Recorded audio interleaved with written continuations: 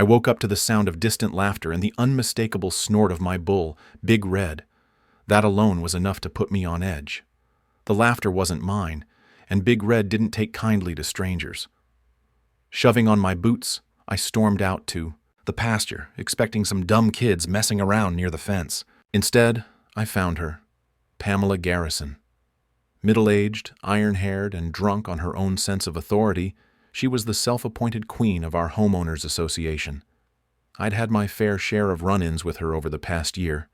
Nitpicky, citations for the color of my barn, threats of fines over a fence a quarter-inch too high.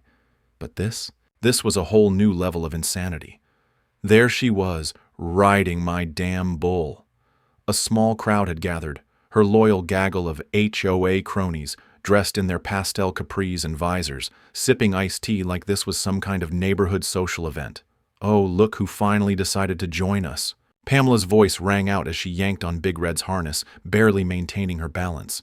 "Mr. Dawson, you really should keep your livestock more accessible for community activities." I clenched my fists. "Get off my bull!" "Oh, don't be dramatic," she said, waving a dismissive hand. "The HOA bylaws clearly state that community members have shared access to all neighborhood amenities." "Amenity?" I scoffed. "That's a 2,000-pound bull, not a dam." "Park bench." Pamela pursed her lips like I was the unreasonable one. "Then maybe you should have attended last month's meeting. The board voted unanimously to include your farm under our jurisdiction, meaning technically—" She smirked. "This bull belongs to the community now." My jaw tightened. "That is not how that works." "Well, maybe you should familiarize yourself with the regulations. It's all in the fine print." She tugged the reins like she actually knew what she was doing. Big Red twitched, a deep growl rumbling in his chest. "Last warning, Pamela," I said, stepping closer. "You're trespassing, and you need to—" "Get down!" The crowd tittered, amused by my supposed helplessness. That's what she thrived on, making people feel powerless in their own homes. She clicked her tongue. "Oh, stop being so hostile. If you were really worried about safety, you'd install proper HOA-approved safety measures. In fact," she turned to the gathered onlookers, "I think we need to discuss a new regulation requiring all farm animals to be properly licensed and made available for community enrichment." The women murmured their agreement. That's when I pulled out my phone. "You have 5 seconds to get off before I call the sheriff." Pamela laughed.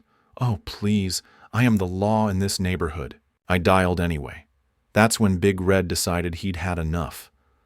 With a violent buck, Pamela shot forward, then back, her shriek echoing across the fields. The crowd gasped. I could see the moment she realized she was in real trouble. "Somebody, help me." Too late. Big Red twisted and she went flying. The sound of her hitting the dirt wasn't what I expected. No comedic bounce, no harmless tumble, just a sickening thud. Silence. Then the wailing began. I let out a slow breath. Finally. Of course, the police showed up minutes later, sirens wailing as Pamela moaned dramatically in the dirt. Her friends gathered around her like she'd been shot, shouting about lawsuits, uncontrolled livestock, and how this was clearly my fault. Sheriff Dean, a no-nonsense man I'd known since high school, stepped out of his car, taking in the spectacle. He looked at me, then at Pamela, who was clutching her ankle like it had been severed. I crossed my arms. Trespassing, disturbing my livestock, ignoring repeated warnings. Pamela let out a scandalized gasp. "I was exercising my right as an HOA representative." Dean arched a brow. "To steal a farmer's bull? It wasn't stealing, it was community engagement." Dean sighed, pinching the bridge of his nose. "So let me get this straight. You climbed onto his bull, against his wishes, got thrown off, and now you want to press charges?" Pamela's face flushed red. "He should have stopped me." Dean turned to me. "Did you make her get on that bull?" "Nope." "Did you let her?" "Nope." Dean rubbed his jaw. "Pamela, unless you've got some real proof that Dawson forced you onto that animal, I'd say we're looking at a clear case of trespassing." Pamela's face twisted into something ugly. "This isn't over," she hissed, her voice low enough that only I could hear. I smirked. "Oh, I know. As they loaded her into the ambulance, I could already see the wheels turning in her head. This wasn't just an incident. It was an embarrassment, and Pamela Garrison didn't let those slide. The HOA wasn't done with me. This was just the beginning. And I had a bad feeling Pamela was about to make my life hell. Pamela might have left my land in an ambulance, but she wasn't done with me. By the next morning, I woke to the sound of my phone buzzing like a nest of hornets. Missed calls, emails, notifications from the HOA's online portal. I rubbed the sleep from my eyes and clicked the first one. Notice of violation subject, HOA code compliance. Notification from Pamela Garrison, acting HOA president. Dear Mr. Dawson, it has come to our attention that your property is in gross violation of several homeowners association regulations. Please be advised that immediate corrective action is required. Failure to comply will result in escalating fines, legal consequences, and possible property liens. Unauthorized livestock housing. Barn structure does not meet aesthetic HOA guidelines. Improper grass height. Lawn exceeds the allowed 3-inch maximum. Unsafe fencing. All fences must adhere to uniform HOA-approved materials and colors. Unregistered large animal.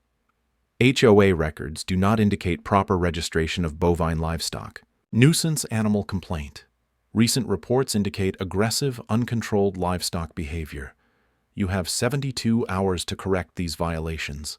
Failure to comply will result in daily fines of $500 per infraction.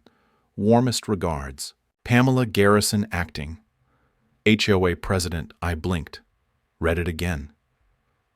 I had to laugh. Pamela was going to try and fine me $2,500 a day. The absurdity should have made it easy to ignore. Should have. But Pamela had a way of turning nonsense into a real nightmare. The HOA had a reputation for bleeding homeowners dry over ridiculous infractions, and Pamela? She'd made an art of it.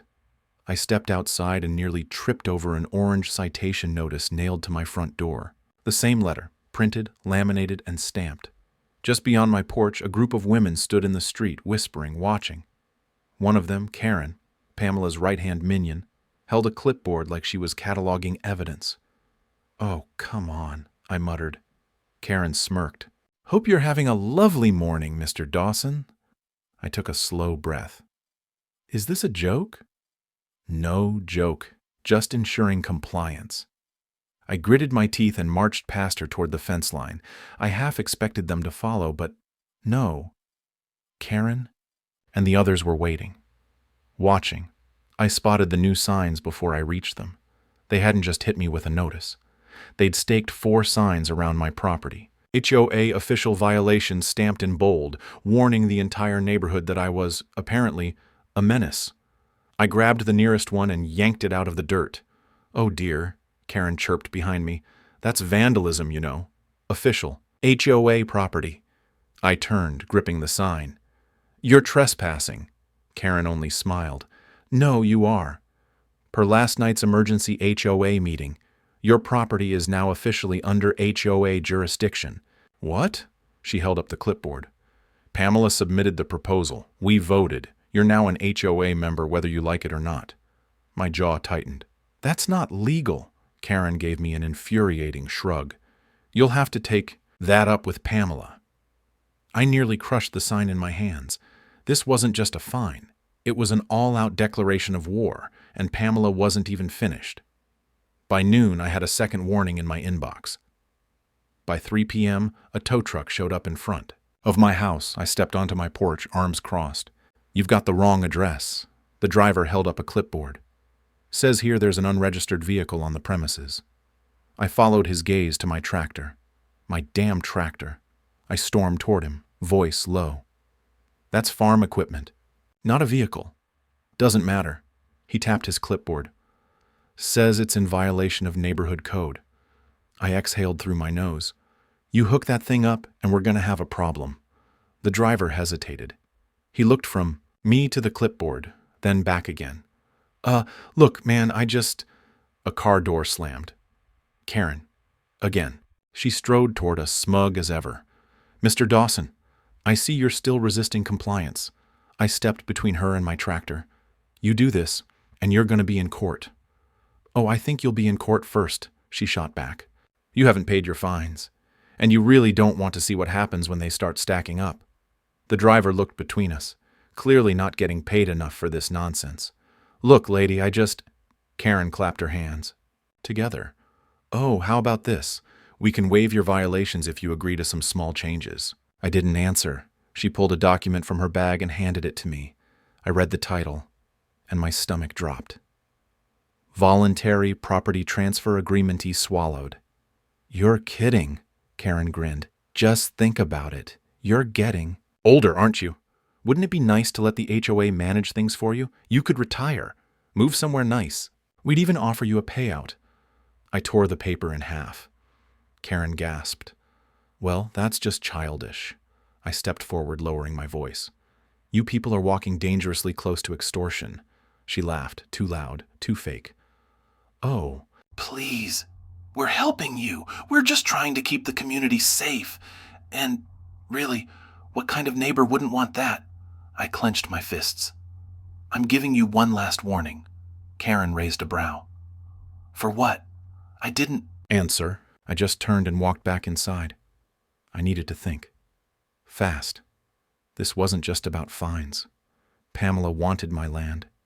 And for the first time, I realized she wasn't just playing dirty. She was playing for keeps. That night, I barely slept.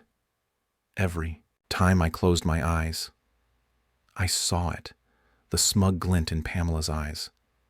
The way she smirked, knowing she had the upper hand. I needed a plan, a way to hit her where it hurt. Then, at 2 a.m., I found it. I was scrolling through old property records, looking for anything, any clause, any precedent, anything I could use against her. And then, buried deep in a document from 50 years, ego.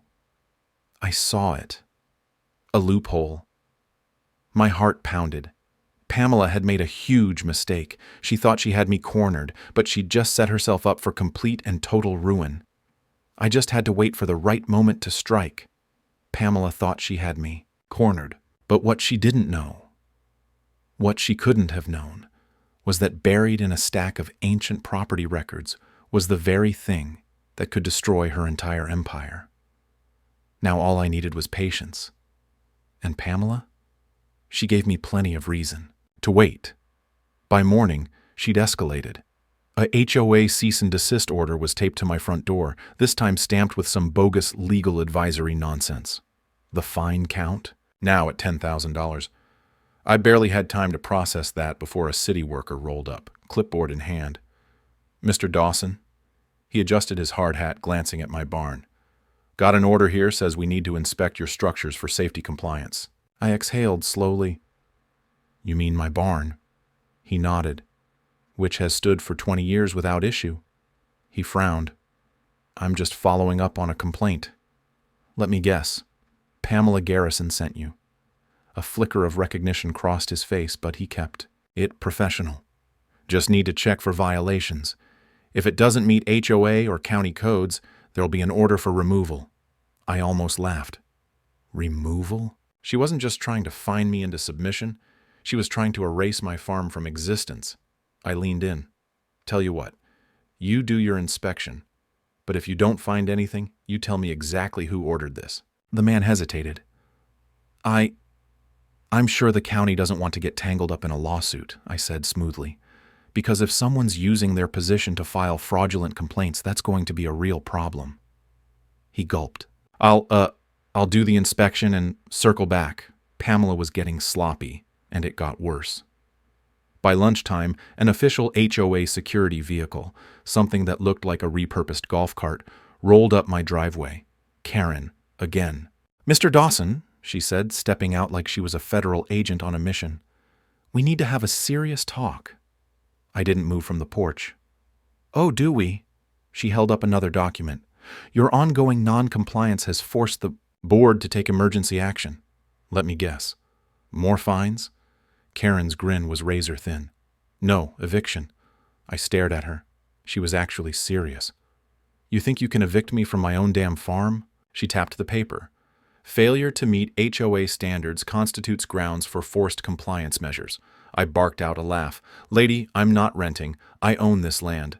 Not for long, she sing-songed. And that's when I realized Pamela wasn't just trying to bury me in fines. She was setting up a foreclosure. It was a play straight out of her HOA dictatorship handbook. Stack the fines until a homeowner couldn't pay, slap a lien on the property, then seize it under some bogus community redevelopment initiative. She'd done it before, but not to me, not this time. I stepped down from the porch, close enough for her to feel the weight of my glare. You tell Pamela she better hope I don't take this to court. Karen just smiled. Oh, don't worry, we'll see you there. The next 3 days were a whirlwind of legal notices, more HOA, citations and threats from Pamela's so-called compliance committee. Then came the sabotage. First, the water shutoff. A routine HOA pipeline inspection, according to Pamela's latest email, meant I'd be without running water indefinitely. Then, the surprise road work. A contractor showed up claiming he'd been hired by the HOA to repave the private road leading to my farm. The catch? The road would be inaccessible for several weeks. They were isolating me, cutting me off, trying to break me. But Pamela had no idea how deep I'd been digging, because while she was busy weaponizing bureaucracy, I was sitting on a nuclear bomb. By the end of the week, I had everything I needed. Pamela's biggest mistake? She thought she'd won already. She was so blinded by her own power that she never saw the trap she'd walked into. And the best part? She'd set it herself. By that Friday evening, I had one last surprise waiting for me. A summons. Pamela was officially suing me for damages, non-compliance, and reckless endangerment. She really thought she had me, and I let her think it, because next week we'd be in a courtroom, where, for the first time, Pamela wouldn't be the one holding the leash. The board would be watching. The entire community would be watching. And I'd make damn sure that when she fell, she'd never get up again. Not after what I had planned. By the time I walked into the courthouse Monday morning, the tension in the air was thick enough to cut with a knife. Pamela had turned this into a spectacle, the kind she thrived on.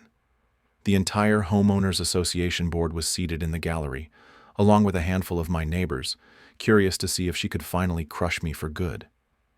I took my seat at the defendant's table, arms crossed. Across from me, Pamela sat with her overpaid attorney, wearing the same smug, self-righteous grin she always had when she thought she was in control. She didn't know. Not yet. The judge entered. The courtroom settled, and then it began. Pamela's lawyer stood first, clearing his throat dramatically.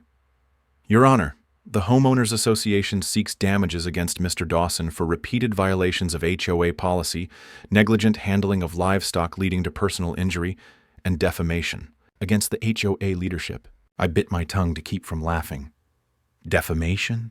Pamela sat with her hands folded neatly in her lap, the picture of undeserved dignity. Your Honor, I regret having to take such measures, but Mr. Dawson has left us no choice. His complete disregard for the rules and his ongoing hostility toward our community governance has forced our hand. This lawsuit is simply to restore order to our once peaceful neighborhood. I didn't react. I just let her talk, because the more she did, the deeper she buried herself.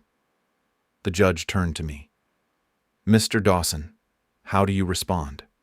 I stood, slow and deliberate. Your Honor, I'd like to introduce Exhibit A. I turned and nodded toward the side doors. A court clerk wheeled in a massive stack of documents, all neatly organized and ready for destruction. Pamela's smirk faltered. I flipped, opened the first binder. This is a complete financial audit of Pamela Garrison's activities as HOA president, I said, my voice steady. Including, I turned a page, misappropriation of HOA funds, fraudulent fines levied against multiple homeowners, and unauthorized liens placed on properties. Pamela's face turned bone white. Her lawyer shifted. Your Honor, this is... I didn't stop. I wasn't done. I flipped to the next binder.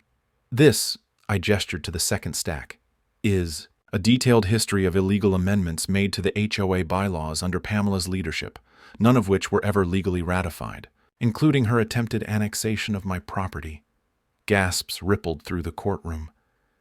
Pamela's mouth moved, but no sound came out. And finally, I pulled out the last document, the nail in the coffin. This is a property deed from 1952, proving that my land is classified as agricultural and was never at any point legally included in the HOA's jurisdiction. Silence. Dead. Silence. Then the judge turned to Pamela.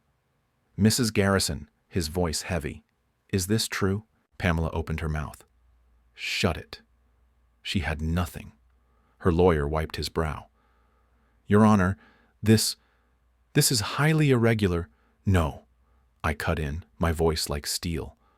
"What's irregular is that Pamela illegally fined, harassed, and threatened me with foreclosure on land she had no legal authority over." The judge rubbed his temple. "Mr. Dawson, are you seeking counterclaims?" I looked at Pamela, watched as her face crumpled. I smiled.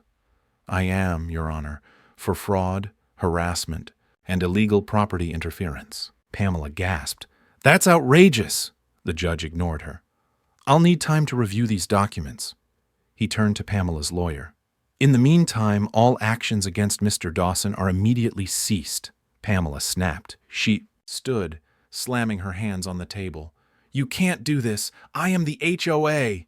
The courtroom erupted. I leaned back. "Not anymore, Pamela."